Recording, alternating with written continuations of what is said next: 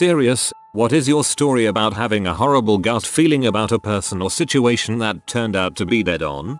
I was at a party once at an apartment complex that's known for its sketchy tenants. I only knew a few people there, so I just stuck with one of my friends. Halfway through the party, a girl, I'll call her Sally, I met a few months back at a job showed up with two guys who just seemed really shady, pushing drugs, feeding this girl tons of whiskey even though she was underage. No one really knew who invited them. Full stop. By 11 PM Sally was fucked up. My friend and I leave to go get beer and come back an hour later. Sally is on the floor in the back room convulsing and foaming at the mouth. Her friends she showed up with refused to allow me to take her to the bath and make her throw up. Chaos ensues. I leave. While walking back to my friend's apartment I called 911 cause I knew something was seriously wrong with her. The EMTs show up and take her to the hospital. 2 days later she messages me on FB to tell me the doctors found multiple drugs in her system that she didn't choose to take. She suspects her friends but isn't sure. I'm positive it was them. 6 months later a news article is posted. One of the sketchy guys was arrested for running a child trafficking business from a nearby hotel. So basically the second I saw these dudes show up with my acquaintance Sally I knew something was fishy. And I was right. Those guys were crappy people. Human trafficking is no joke. You saved her life in more ways than one. My mother, around 9-10 years at the time, was eating dinner with her family and someone knocked at the front door. Her dad, my grandfather, got up to answer and it was a salesman. My grandfather politely declined whatever product he was selling and whatever spiel he was going to go on. As they were having family dinner, the salesman was very aggressive and trying to continue speaking and even tried to invite himself inside their home. At that point my usually level-headed grandfather gets upset and says something along the lines of "You need to leave now." Finally the salesman gives up and proceeds to the next house. But not before my grandfather called the neighbors to warn them. The young female neighbor answered the phone and said she was home alone, so my grandfather told her to not answer the door whatsoever. Fast forward a few months and the salesman turns out to be a serial killer, targeting young women home by themselves and posing as a salesman. To sum it all up, my grandfather may have very well saved his neighbor's life. Always reminds me to trust my gut when I get a bad feeling. Your grandfather's a good guy for looking out for his neighbors. When I was in my early 20s my roommate brought home a new guy she was dating. He had these crazy eyes and just seemed bizarre. He ended up drinking a bottle of Jägermeister and passed out. She dated him for around 6 months. I moved out shortly after she split with him. Several years later he was in the news. His name was Larry Bright. He is a serial killer in Illinois. Lovely. My sister-in-law was a higher level exec in a company. She introduced me to her boss, the CEO. At that moment I knew they were having an affair. Nothing outward, strictly intuition. She was married to my wife's brother, and when I told my wife she said I was nuts. Within months we learned I was right. She divorced and went on to marry her boss.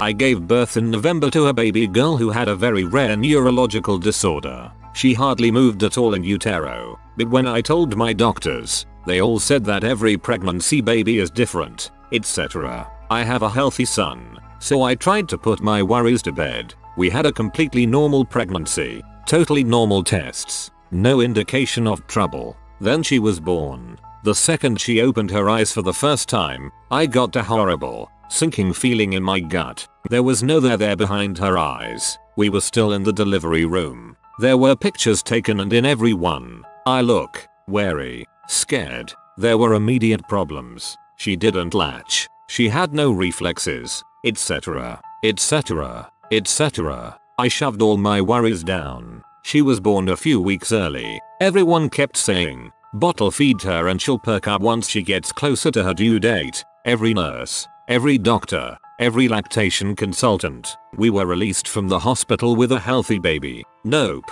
nope, nope. A week later, we were back in the NICU because she was still lethargic. She wasn't eating. It turns out she was basically brain dead the entire time. I didn't want to know, but I knew. I knew the moment I looked in her eyes. ETA. The diagnosis was Ataharu syndrome, a catastrophic and fatal epilepsy disorder of infancy. No family history of seizures. A complete surprise, medically speaking. We took her home from the NICU and she passed away in our arms at 16 days old.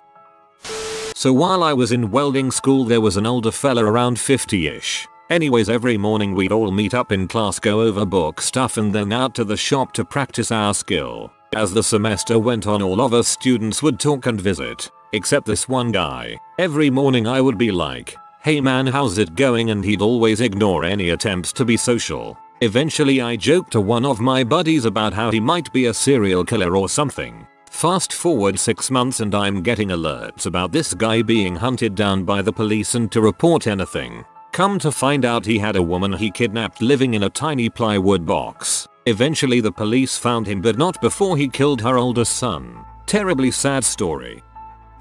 I had a nightmare that my dad died. Come morning, I texted my mom to check in. I didn't want to bother my dad with my silly dream and my mom wouldn't think it was weird to text just to check in. My dad was diagnosed with stage 4 breast cancer that morning. He's gonna be fine, though. There was knock on the shared front door. The house was broken into 3 flats. I was the ground floor. I recognized the guy at the door as the boyfriend of the pretty little Asian woman who lived a couple of floors above us. And he smiled at me and asked if he could come in and wait for her in the hallway. A nice looking white guy, very upper middle class with a tweed jacket and posh accent. Good manners, winning smile. My stomach did a flip and I said no and shut the door in his face very abruptly. I had no idea why I reacted as badly as I did because I knew him to say hi to, and I knew he spent the night in the building a lot. A couple of days later I see her with her face swollen and purple where he had beaten her to a pulp. Apparently she had been in a hospital for a few days. She stopped me in the hallway and said if I ever saw the boyfriend again I was to call the police. I'm guessing I subconsciously picked up on some non-verbal cue from when I saw them together. Good manners, winning smile. This may be one of the things that set you off. Most people don't know how to consciously identify a false versus a real smile, but it can be done subconsciously. This guy was a kindergarten teacher at my school. Everyone loved him. He was great with the kids, and his whole room was covered in SpongeBob stuff. Everyone wanted their kid in his class. He was close with a lot of parents, and therefore their kids, outside of the classroom. This might sound a bit odd, but it's not where I'm from. Despite all this guy made me sick just looking at him. I would get really anxious around him, and when my friends said let's go talk to Mr. X I would make some excuse to stay away from him. I never could really figure out why I felt like this. Anyway, eventually he moved away with his wife, much to everyone's dismay. Probably 10 years later, it came out he had been arrested for possession of child P, and he had also been in some of said pictures. It was really horrible for my whole community. I'm glad I felt off about him though and stayed away. Guys like him really make it hard for men who want to work in primary education. It's the reason my brother changed his focus to secondary education instead of primary. Years ago I was in another state due to a family member being hospitalized. The hospital was very close to a sketchy rundown area and my family and I had stopped to get gas. This guy in a hoodie walks up while I'm pumping gas looking kinda out of it and hits me up for coffee money. I had a very bad feeling about him, and so not wanting to pee him off I carefully gave him a bit of change I had in my pocket, explaining I wasn't carrying any cash on me, all the while watching him and all around to make sure I could do something if necessary. He thanked me and went on his way. A few days later and back home I saw his face on the news. He was arrested for killing a bunch of women and ditching the bodies in the nearby abandoned houses. This is the kind of thing that makes me want to never go out in public again. So a couple years ago I used to work out a lot at this gym a couple miles from my house. There was this personal trainer who worked there, and we would occasionally shoot the crap about fitness, working out etc. Whiling away time in the sauna. Well, one day I finish a workout and go into the locker room and open the door to the sauna. And there's the personal trainer guy, acting out this horrifically violent shadow boxing routine. It's steamy in the sauna so it takes him a tad longer than instantaneously to realize I just walked in. He stops abruptly as if to avoid embarrassment. I thought he was just goofing off or something, but then I saw this insane look in his eye, like he had actually just got done fighting in a war with Spartans. Seriously, his face was crazy. I always thought he was a little off his rocker after that. Anyway, couple months later the guy gets arrested for taking home a Tinder date, chopping her body up and burying the corpse in the woods. So yeah, I guess off the rocker he was indeed. My sister had a boyfriend 10 years older than her. I didn't have a problem with the age gap, even though the fact that he had his first child when my sister was 13 kinda weirded me out. Age doesn't matter as much when you're adults, right? They weren't dating long, but she intentionally got pregnant 6 months into the relationship. I was really excited to meet him during a family trip, seeing as he's the father of my niece. Upon meeting him I got a strange vibe from him, and found myself anxious at the idea of being alone with him. He didn't do or say anything strange though, and generally seemed like a nice guy. Still, when it was just me and him I felt incredibly tense, like he would try to rape me at any moment. I stayed at my sister's place for a few days, then went home in the next province over. He added me on Facebook, and then I got a message saying he thought I was super cute and he wanted to get together. He literally tried to cheat on my sister with me. He tried to cheat on my sister who was 6 months pregnant. I didn't reply. I just screen capped the message and sent it to my sister and my mom, asking my mom to look out for my sister since her boyfriend is a puddle of grease. After some issues, my sister is now a single mother. Man, I wish my sister had morals like you. Neighbors have 2 kids. They were 6 years old girl and 4 years old boy at the time. The wife's brother took care of the kids while both parents worked. The brother gave off a creepy vibe, and I wouldn't let my daughter, she was 8 or 9 at the time, go inside their house when the wife's brother was there alone with the kids. The husband comes home one day, find him performing oral sex on the little girl. Husband beats his butt out into the yard and is arrested. He's still in jail a few years later, but I still won't let my kid into their house. I just got very sick to my stomach. Whoa, I was not ready for that, although I felt like that's where this was going.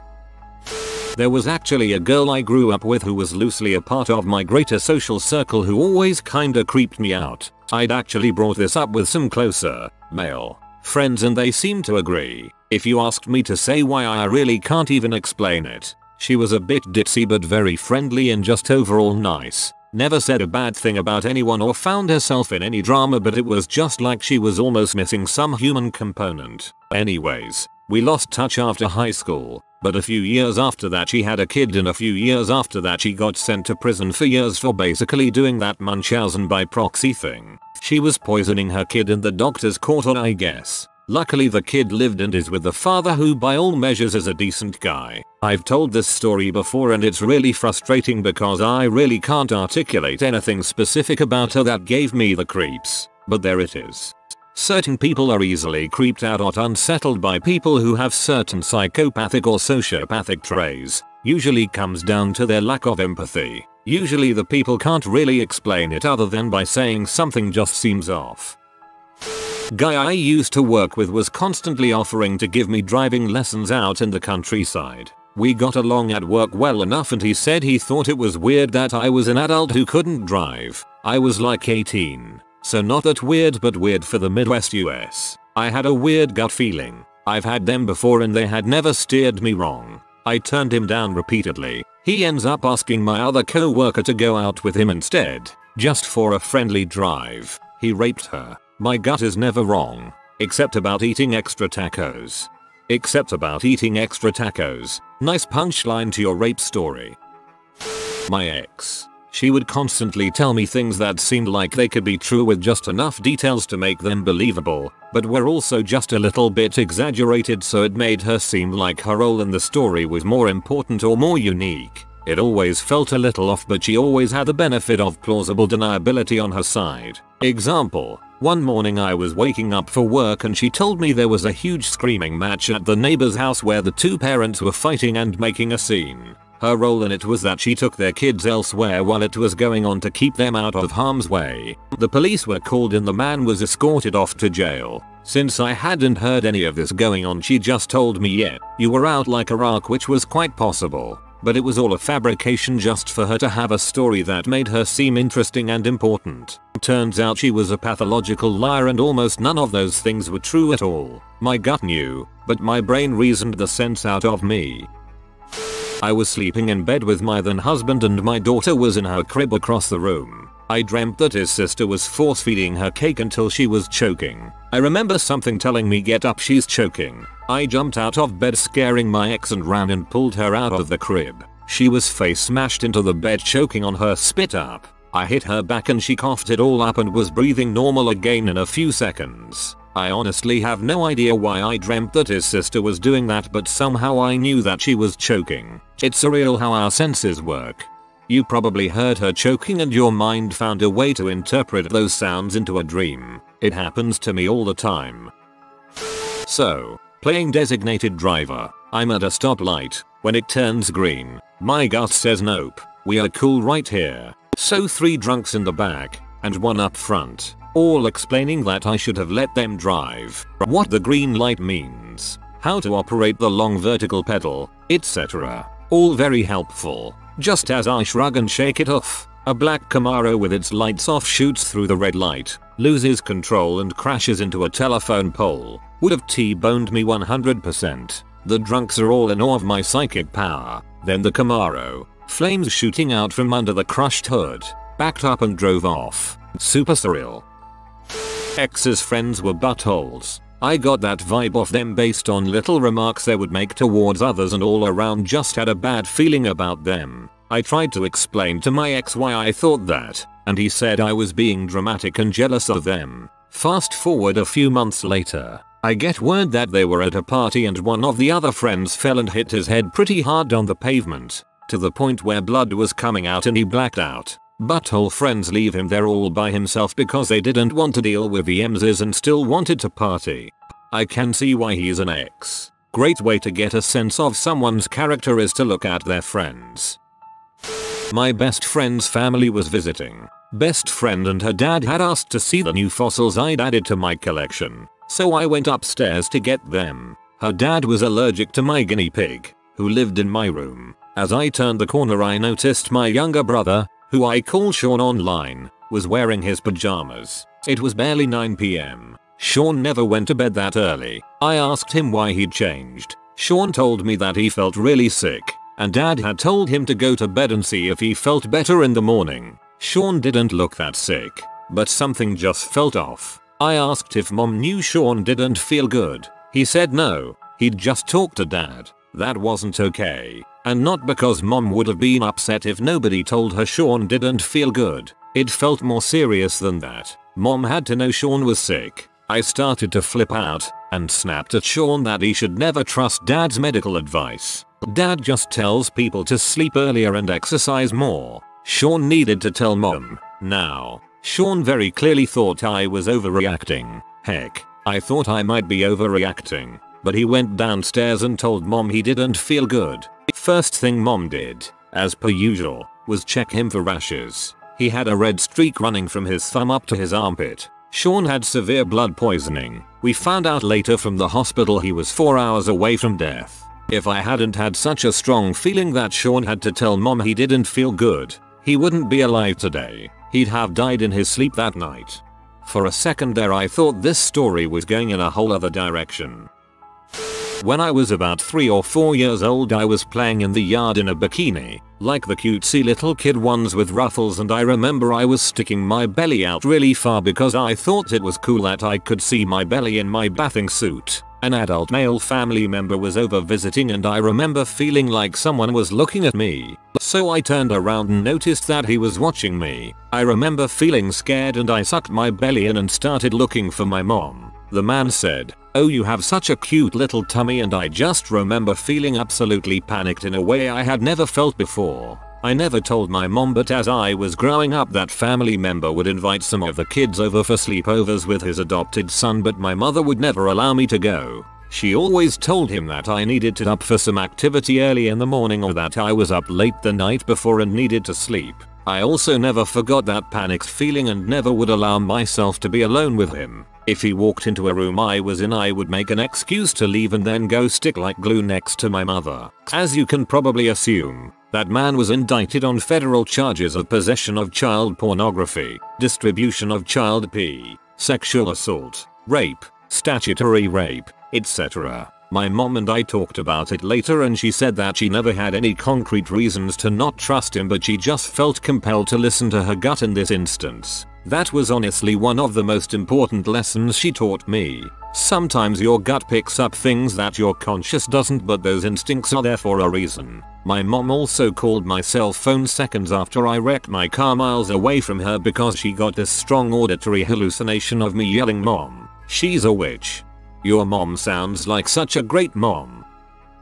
My parents like to help people who honestly don't deserve the opportunity. You can't save people from themselves. They hired this farmhand who I knew was shady as crap the first time I ever laid eyes on him. He had just gotten out of jail and was a M addict. They gave this guy free range over their farm truck, their tools and all of their farm equipment. My step-dad was dying of cancer at the time and the farmhand promised he would maintain the farm after my dad was gone. Tools and equipment had been disappearing for a few months before my dad's death, but afterwards, it was at a rapid pace. The day we called him out, my husband went through a few boxes my dad had as inventory before his death. A lot was missing: silver coins, pocket watch and other valuables. When the farmhand returned to the farm, he proudly exclaimed that the chainsaw had mysteriously vanished from the bed of the farm truck while he was at the gas station. When we confronted him about the missing items, he admitted that he took them to protect them. His mother called us to tell us whatever he didn't pawn underneath her house. Good riddance. He was a pose. It takes a special kind of evil to steal from the dead. This is basically how the Elizabeth Smart story started. Her parents hired a drifter to do yard work.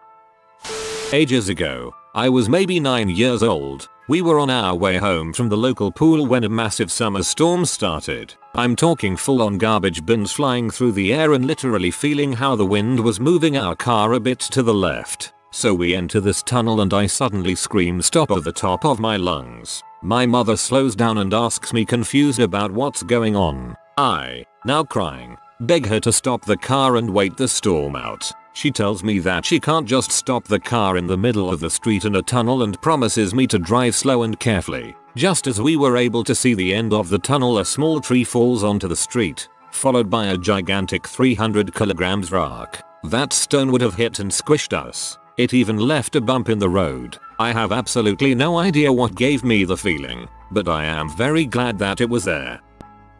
My college professor in my freshman year always gave me a creepy vibe. During my sophomore year I saw him in the news for being in a child pornography ring.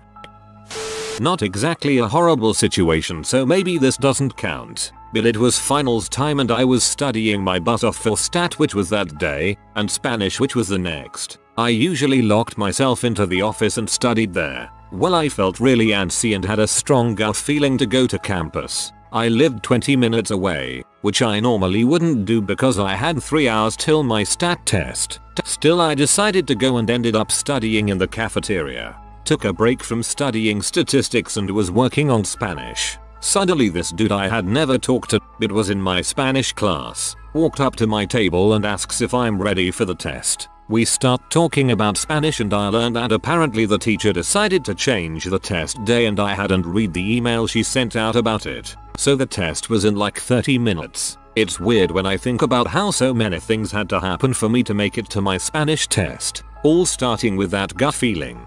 Pretty sure that changing a test date on short notice is inexcusable, and if you had missed it she would have had to give you another chance to take it.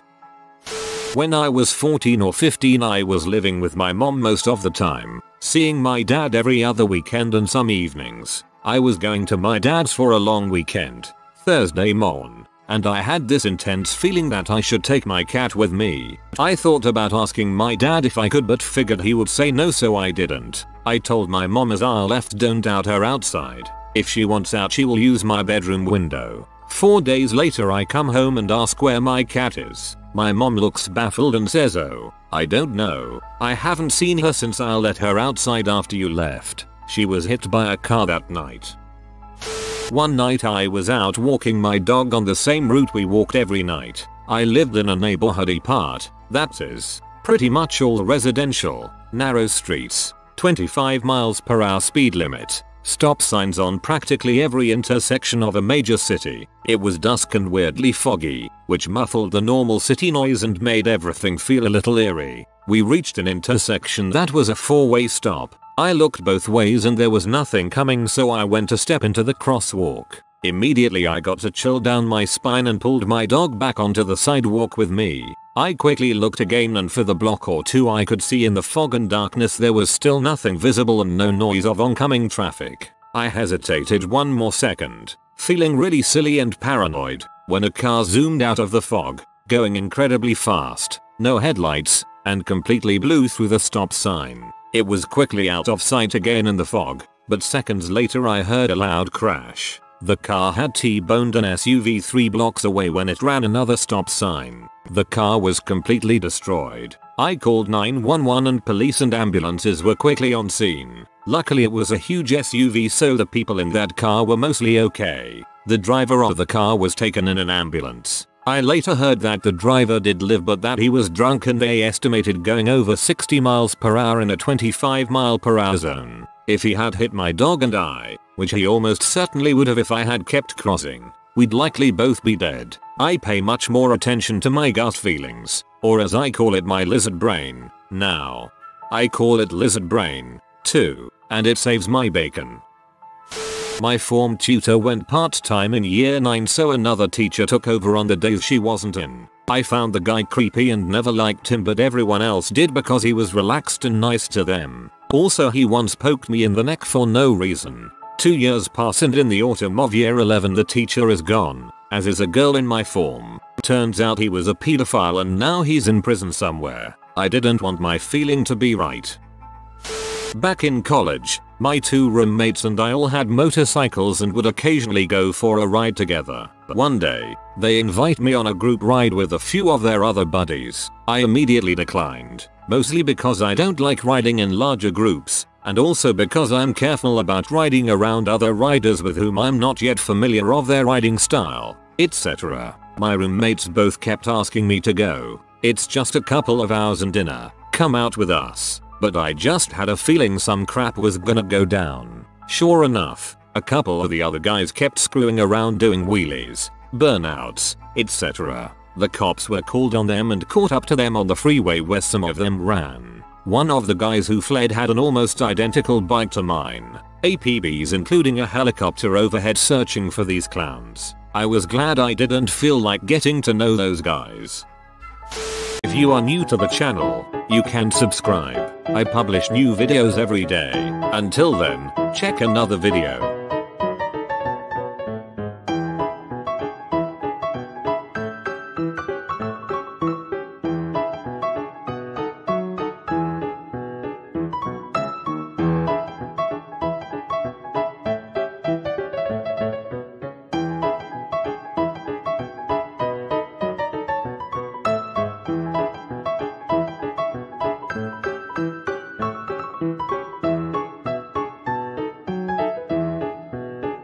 Bye for now.